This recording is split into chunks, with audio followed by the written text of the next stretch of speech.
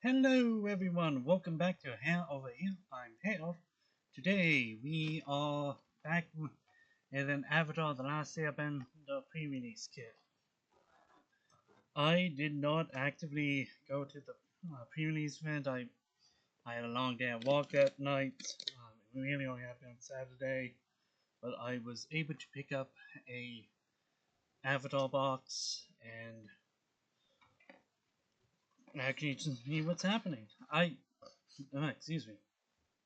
I obviously have went through seen a number of the previews and I'm actually somewhat happy with it. And as always, the general things with the box seems pretty cool. I'm not tough, I'm Melanode. And tough, I'm the greatest offender in the world. Like some of the general details that they've done over the past few years have been nice, though honestly, I'm a tad bit confused by these pop outs. Right here, like, they've included on a few of these. Like, I'm just not sure what they are supposed to directly entail half the time, but spin down. They've been going with the whole all black, then changing the colorizations and the insides a whole lot more. But I'm not exactly complaining, so. But yeah, let's get into some of these packs and see what's going on. And okay, so there's only 5 packs with a uh just a proper starting pack to really get off with. So that's actually interesting. And the Realm of Ko is the stamp that I got. Comes in untapped if you control basic, so taps for black, 3 and a black, create a 1/1 colorless spirit token. Uh, uh, where this token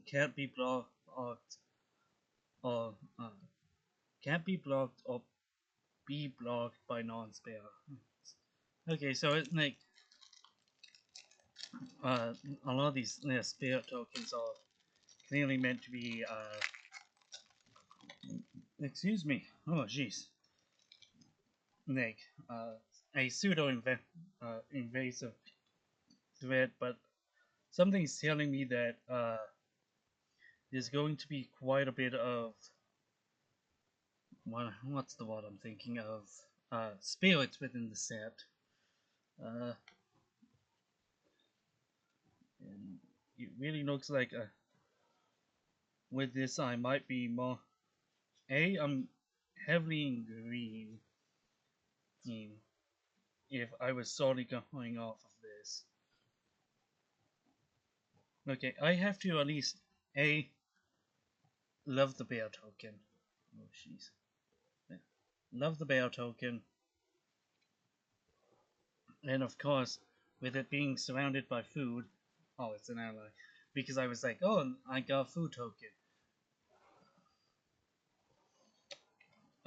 But it's the opposite of the clue token. So it's like, oh, the food and the would have been somewhat nice, but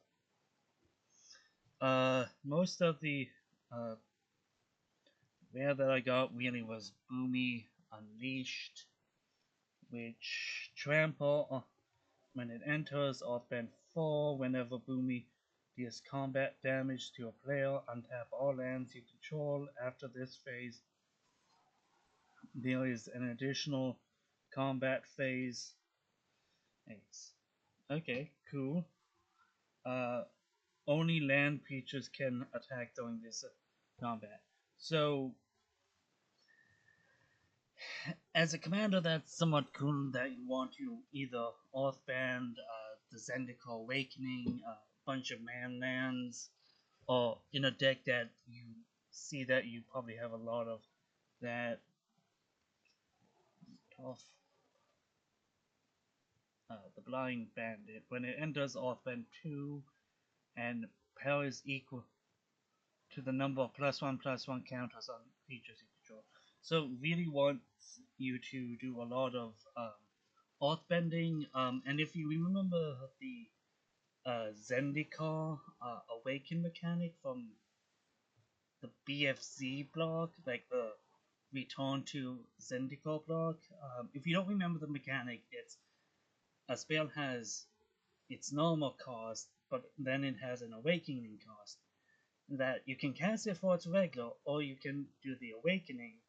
You get all the normal effects, plus you get a creature with a number of counters on.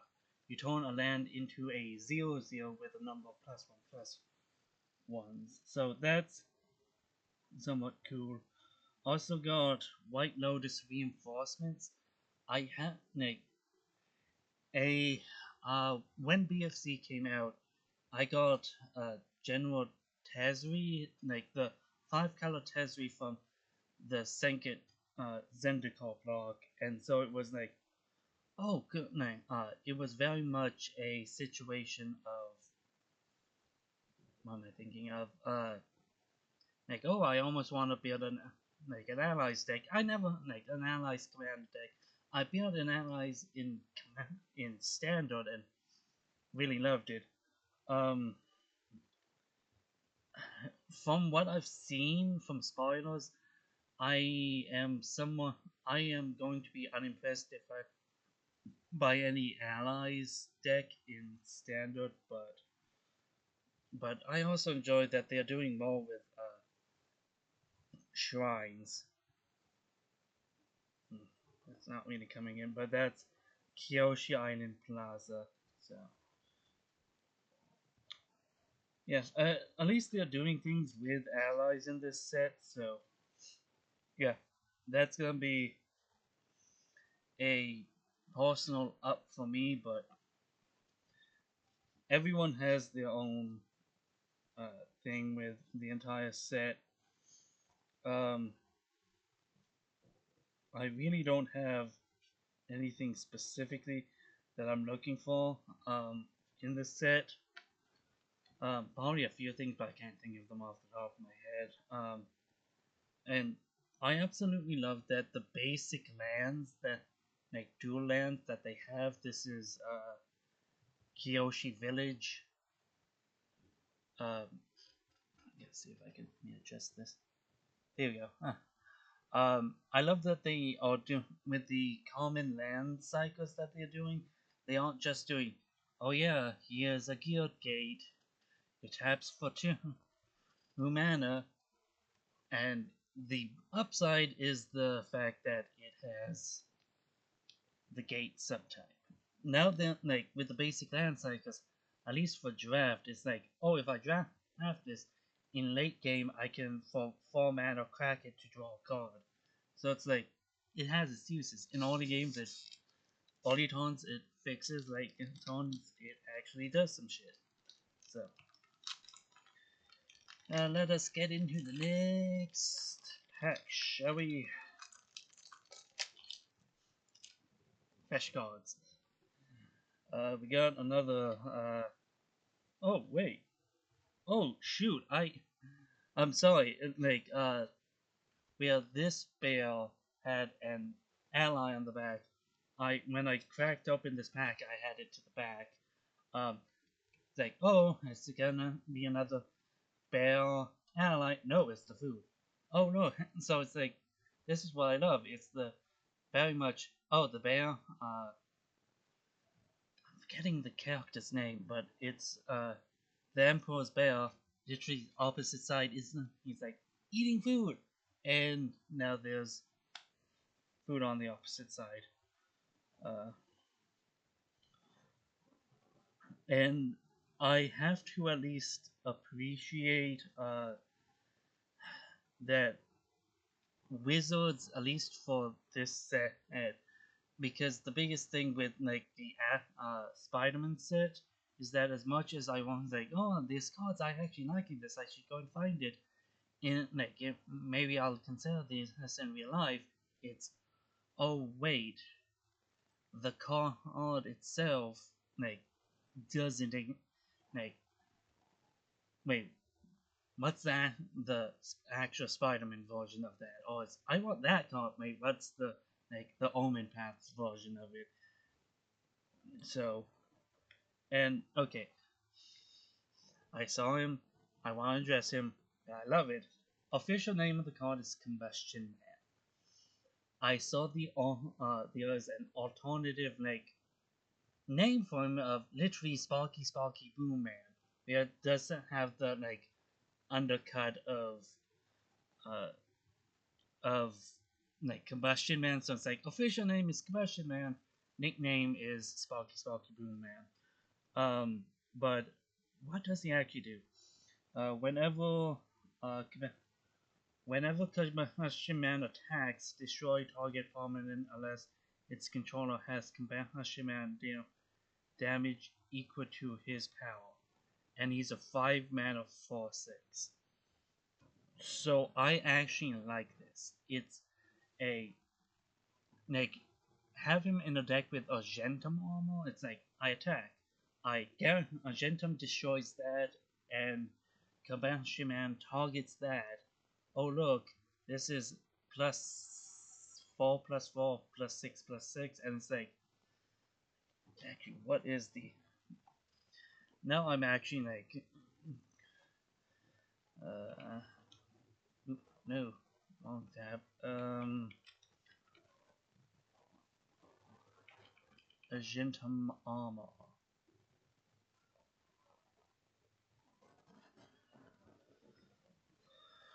And +6/+6, yeah. So quite literally Combustion Man plus Argentum armor. Oh look, I have a 6/12 attacking in. I'm destroying that, and destroy that, or you take 10 damage. Would be a fun combination. So, uh, okay, and okay, yeah, yeah, there it is. Partly, Pathik. Enter when Guru Pathik enters. Look at the top 5 cards of your library. You may reveal a lesson, saga, shrine from among them, and put them into your hand. Put the rest at the bottom of your library in a random order. When you cast the lesson, saga, or shrine, put a +1/+1 counter on another target creature. And I really should be having my glasses, but okay. Got okay. Frost, shiny swamp. Okay. Uh, shiny origin of offbending. Oh, that I was thinking the symbol in the top right was for transformations. No, it's just here's the lesson cards. Destroy a target on enchantment, or put a +1/+1 counter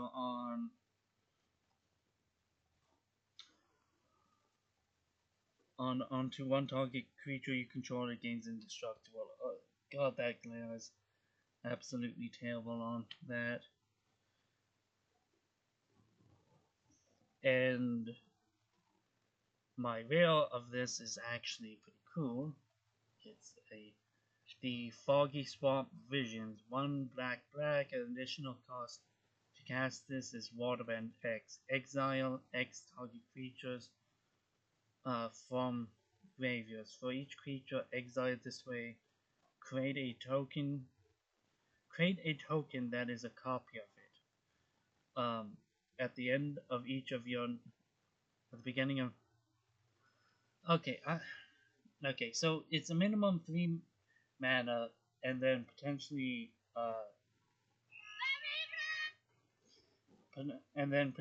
tapping down quite a bit. This might see play, but at the same time, I am not 100% sure on that. That's me though.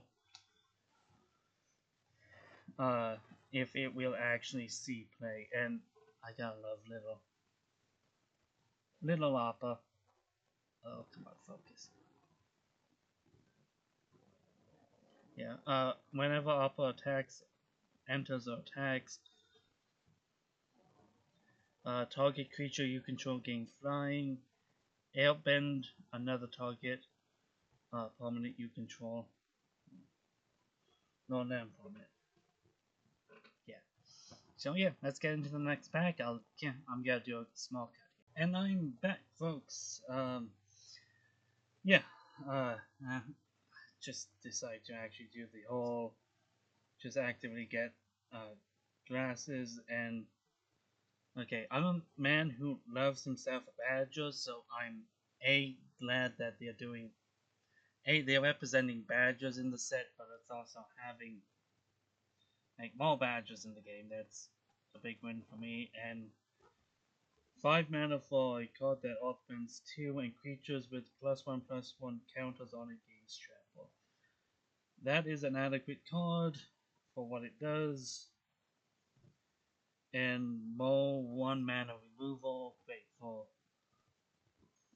Prerelease. And Zuko's Exile. Uh, More exiles than controls, yeah, it's 5 mana, but that's also going to be a thing in limited. That's the one I'm thinking. And I love that they brought back Heartless Act, and I love that what they're doing with the artwork. That is absolute great. So, but yeah, it's always nice to actively see those kinds of things, and like I am loving that they are doing things like uh, Haunted Obelisk in the fact that what she's actively doing is like, oh yeah, produce 1 mana or produce 2 mana for a very specific thing. I love that. Like more cards like that, wizards, um, and I have to play with waterbending. I am unsure how I actually feel about it at the moment, but I could potentially see I could see it something coming out of it. That was a land artwork's nothing to speak home about. Sandbender scavengers. Uh, Whenever you sacrifice another permanent, put a +1/+1 count on this card. When this creature dies, you may exile it. When you do, return target creature with mana value less than or equal to this power. Then this creature's power from your graveyard to hand. Okay, aristocrats might actually like this. In standard, if there's going to be an aristocrats deck, it's going to be in that deck for sure. Oh, without question.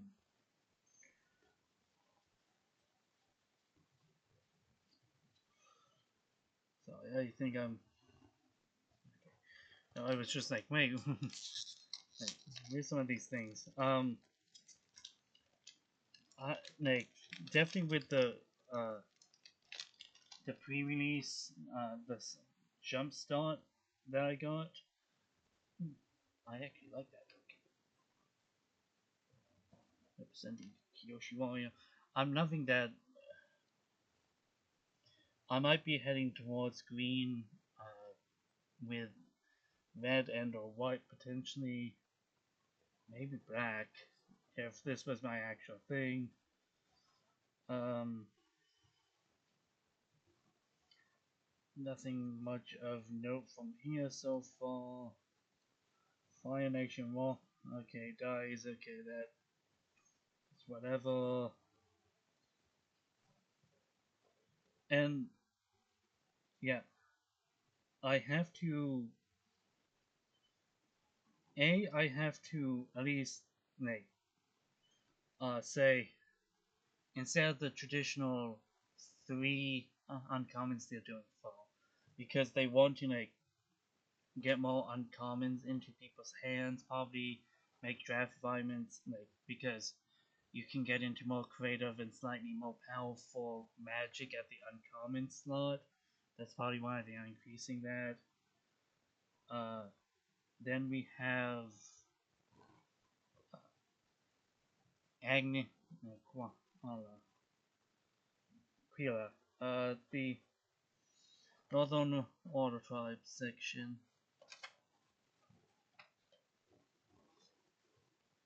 As a rare draw discard, it is an unimpressive card to say the least. Um, Replacement for the basic land slot. And okay, what do you actually? Mongoose Lizard. Menace when it enters, deal damage to any target. Mountain cycling 4, and I get a 5/6 for 6 mana. I am is probably going to be a something but 1 damage on enter for 6 drop. Call me unimpressed. Give me at least a shock, maybe a like 2 damage, maybe 3 damage. So listing. Okay, again, this is me not doing the I'm doing a deep dive on every single card. Ballistic Border. Well, this should be interesting if I ever come across that actually comes into play. Iguana Pirate, Lizard Pirate, Lizard Board Pirate. It is not humanoid. Why is the pet a pirate? Okay. Uh.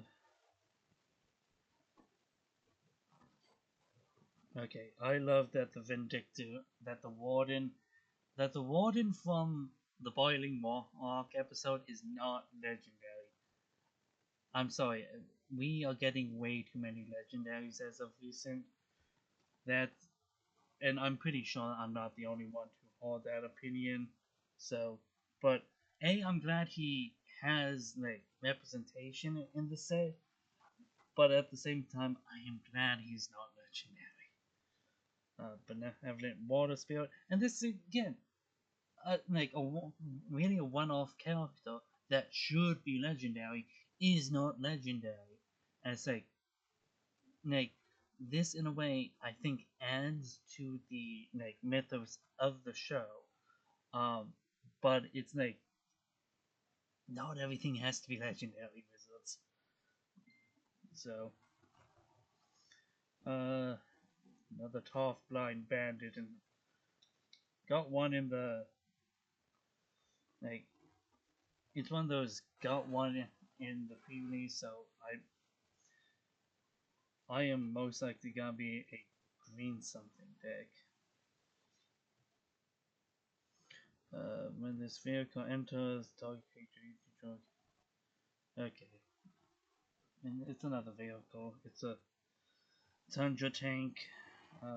Veil of the pack is Suki, Courageous Warrior, Courageous Rescuer. Other creatures you control get +1/+0. She's a 2/4. Whenever another permanent you control leaves the battlefield during your turn, create a 1/1 white ally token. This triggers only once per turn. I get why they added that trigger, because you couldn't do like a I swing with a number of things knowing something might die, a number of my things will die, but I'll get like a token from each. I was like, that would have been great, but I get why they did it, because you can't just like, I play this, sacking this permanent, and it says whenever another permanent you control it. So it doesn't even care if it's a token. So, hence I like it somewhat prevents the like playing like one the a permanent that can like just continuously sack things and just like okay, and I'm just gonna continuously sacrifice this token like sacrifice this token, create another token, create another. Then it's like I activate my permanent, do it again, and it's like less for abuse. Granted, they could maybe have said whenever a non-token leaves the field, and they could have gotten rid of that once per turn clause, but that's like slight understanding the reason why they actively did it. Uh,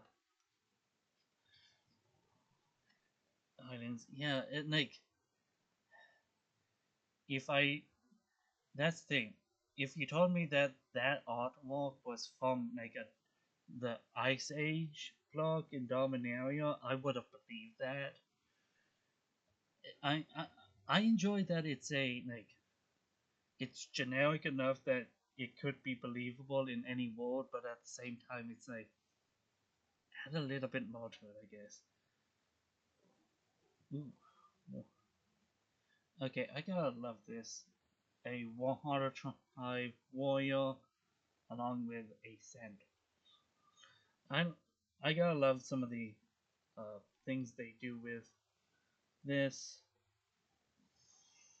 Just Hollow was a watery grasp. I am okay. So like 1 mana, enchanted creature doesn't attack, or you can water bend 5, remove it. So it's like in the late game, it's like oh that like he never like enchanted and then get rid of it. It could be an outright removal in the later game.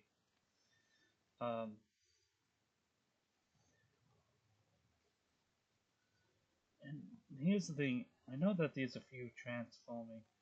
Oh, oh, oh. I am wanting to read this card. Kyoshi Battlefield. And when this gen equipment enters, select a 1-1 white white ally token.